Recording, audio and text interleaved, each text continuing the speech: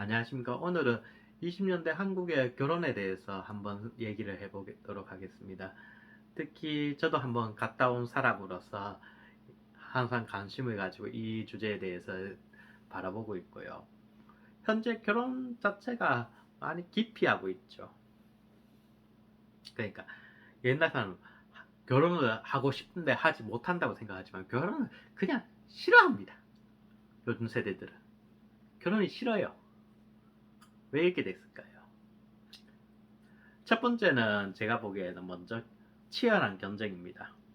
음, 안 그래도 20년도 통계청 자료를 보니까 10대, 20대, 30대, 40대 남녀의 선비가 조금 차이가 납니다. 거의 대략적으로 40대에서 한 30만 명, 30대에서 한 27만 명, 20대에서 21만 명 하고 10대에서 한 15만 명 이 정도인데 비율은 10대의 숫자가 확 줄어들기 때문에 비율이 조금 숫자가 적어 보이지 남녀 선비 비율은 비슷합니다. 거의 한 10, 남자 110명, 여자 100명 정도 단위예요. 어떻게 보면은 이렇게 생각하면 합니다. 40대부터 10대까지 남자 10명 중에 한 명은 여자 손도 못 잡는다. 이렇게 생각하면 편해요. 남자 10명 중에 한 명은 무조건 여자 손도 못 잡아봅니다. 결혼한다 이게 아니고 여자 손도 못 잡아봐요. 뭐 여자가 여러 명 사귀는 사람 그러니까 1처 다부제 체제라면 가능하게 손이라도 잡아볼 수 있겠죠. 하지만 일부 1처제 체제에서 여자 손도 못 잡습니다. 그리고 솔직히 우리가 까놓고 얘기하지만 연애에서는 어, 인기남이 많은 여자를 거느릴 경우가 많죠. 결혼제도하고 다르게 인기남이 많은 여자를 거느릴 경우가 많기 때문에 확실하게 얘기해서 남성의 10%가 여자 손도 못 잡아봅니다. 그, 그 연애 자체가 치열해질 수밖에 없습니다. 하위 10%는 여자 얼굴도 보지 못하기 때문에 하위 10%는 제외하더라도 하위 한 50, 하위 한 40에서 30% 차이에서도 하위권에서 다툼이 엄청 치열할 겁니다. 상위권은 오히려 여유롭겠죠. 상위권은 여유롭고 상위 10% 아니 상위 1%는 한 이 여자 저 여자 다 만나고 그거 다 그렇습니다. 그리고 상위 10%도 자기가 원하는 여자를 한 명씩 만나고 근데 그 밑에 상위 20%에서 하위 10 하위 한 30, 40%는 거의 다 치열하게 서로 간에 그러니까 연애 전선에서 엄청나게 경쟁을 하고 있습니다. 연애에서 경쟁을 엄청나게 치열하고 있습니다. 그런 치열함에 높다운 능력이 있지만 높다운된 남자들도 있을 겁니다. 아유 내가 이렇게 고생하면서 연애를 해야 되나 이렇게 생각하는 사람도 분명히 있을 겁니다. 왜냐 경쟁이 너무 치열하니까요. 자기가 원하는 여성을 만나기 위해서는 더욱 치열하게 살아야 되니까요. 근데 이건 여성들도 생각보다 마찬가지예요. 여성들도 많이 남성들 고르는 데서 많은 선택을 할 수 있다고 생각하지만 그들 나름대로의 취향 보다 좋은 남성 보다 돈 많은 남성 보다 잘생긴 남성을 얻기 위해서 치열하게 서로 자신의 능력을 가다듬고 눈치 싸움을 하고 어떻게든 자신을 꾸미고 여러 가지 합니다. 근데 그렇게 그러면서 혜택도 엄청나게 줬죠. 남자들 솔직히 남성들 여성들한테 혜택이 없다고 할 수 있나요? 혜택을 주잖아요. 집도 해주고 뭐 다 해주잖아요. 근데 그 결혼하고 나서는 여성의 이런 메리트가 많이 사라집니다. 결혼을 하면서 이제 여성이 얻는 건 별로 없습니다. 애도 낳아야 되죠. 그게 직장도 다녀야 되죠. 애도 키워야 되죠. 솔직히. 아직까지 여성의 육아 비율이 더 높은 건 한국의 현실입니다.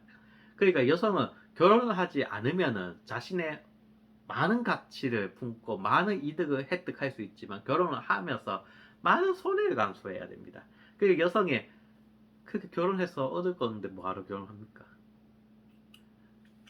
남성의 경우는 너무 경쟁이 치열하다 보니까 결혼에 드는 비용이 너무 증가합니다. 그래서 결혼을 포기하는 거죠.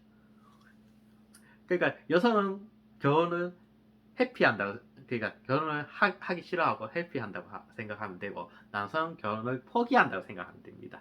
이런 식으로 남녀가 좀 생각이 달라요.